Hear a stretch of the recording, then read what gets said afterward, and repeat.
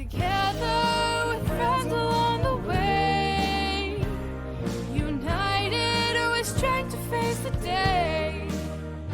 We're together and now we're here to say, united we will be the change. All right, hello everybody, and welcome to Above and Beyond the Accessibility and Inclusion Podcast. We are counting down the 12 days till the AODA becomes fully accessible and barrier-free. 1, 2, 3, yay! Can't wait! Happy New Year, everybody! Wait. La cucaracha, la cucaracha. No. Okay, so.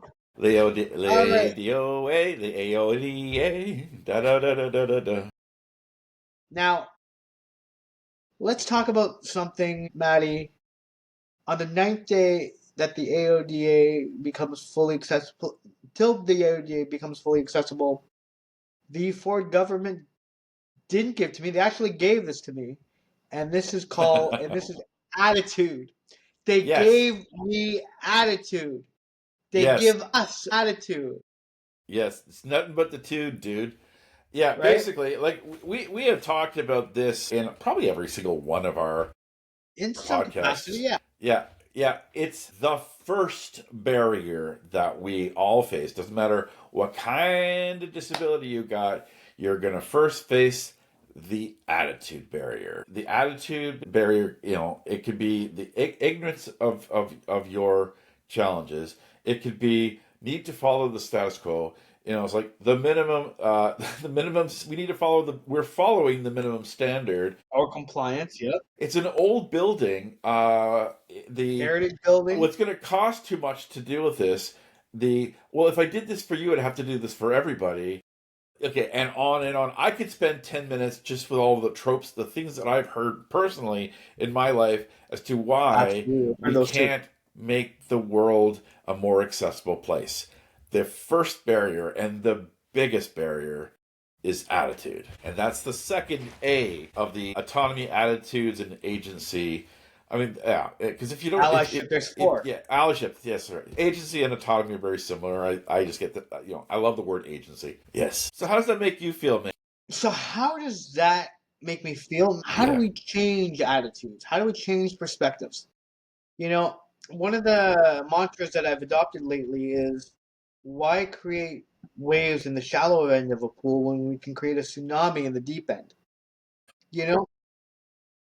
My experience, so in the last 5 years, I have done a lot of advocacy work, mostly in the autism part of the autism slice of the disability world. And what I realized was that the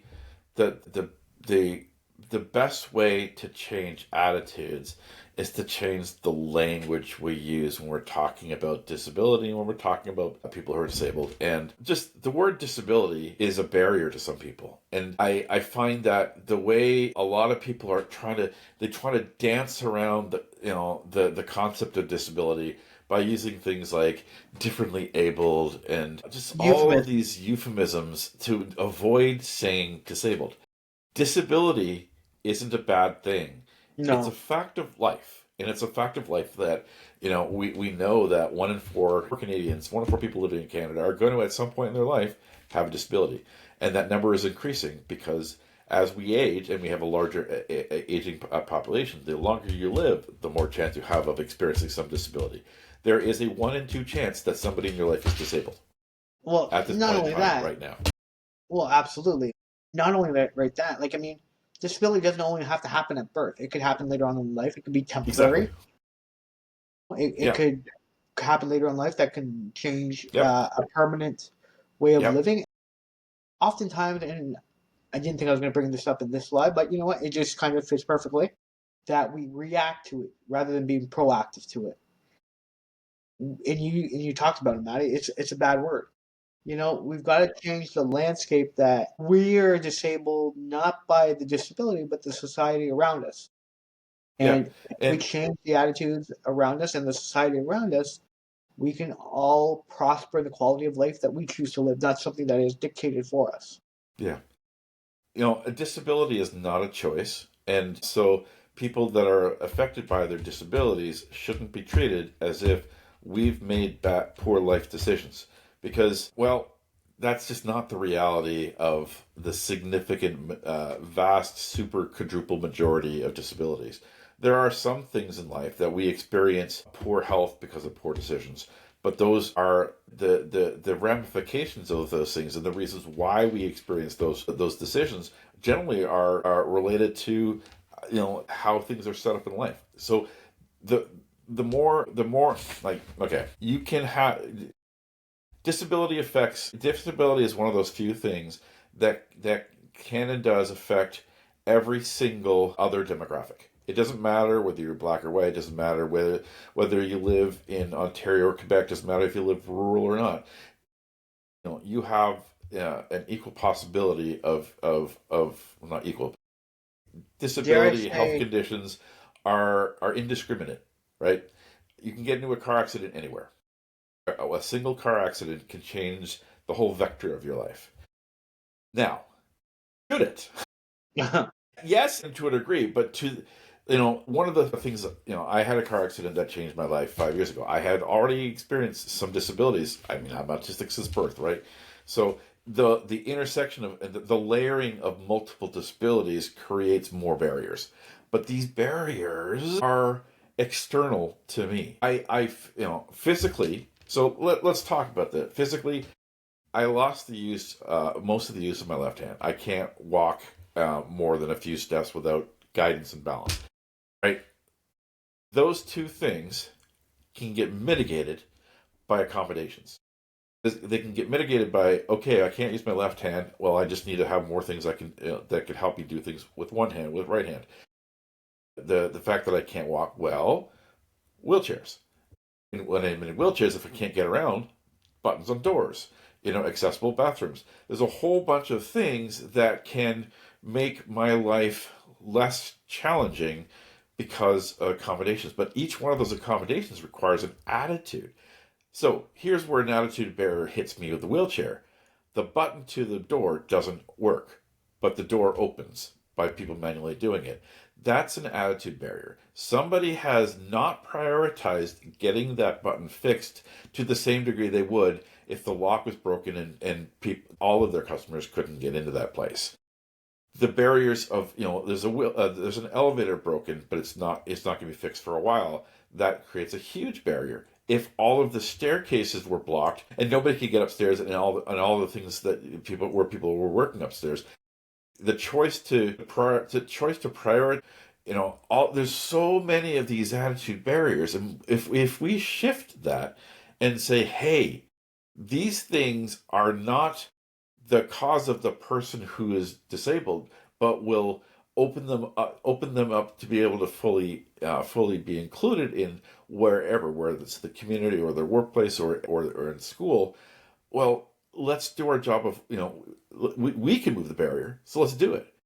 That's the attitude barrier. Well, see, you said it, Maddy.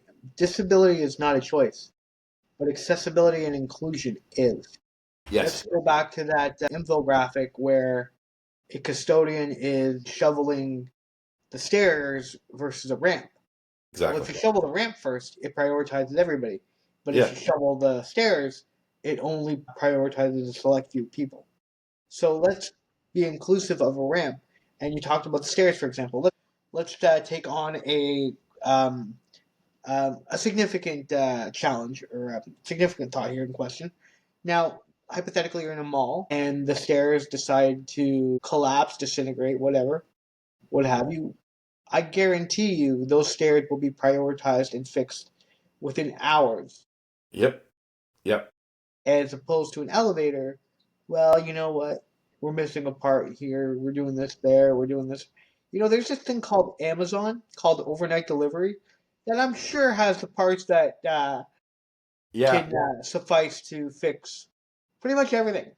Yeah, so I'm going to leave us on one thought, and it's all about the words. So the word special, the word special, when it's applied to us, special education, special needs, interest, special transportation. Like when you put the word special in front of us, you're basically showing, if it prioritized us, we'd have a different feeling towards the word. But most of us have a visceral feeling about the word special, because usually special means these are the things that we can cut because it's affecting fewer people. And so the attitude, if we got rid of the word special and just treated us the same as everybody else, just treat us like this, treat us like shit like you do everybody else, instead of treating us like special shit. And on that is quite a mic drop. Yes. When you said the whole treat us like shit and special and whatnot. Special means you can treat a certain minority group a certain way and cut us out of the picture, which is essentially what's happening when the attitudes are negative. Maddy, that's all for this day 9 of the 12 days of the AODA. We'll see you soon. Together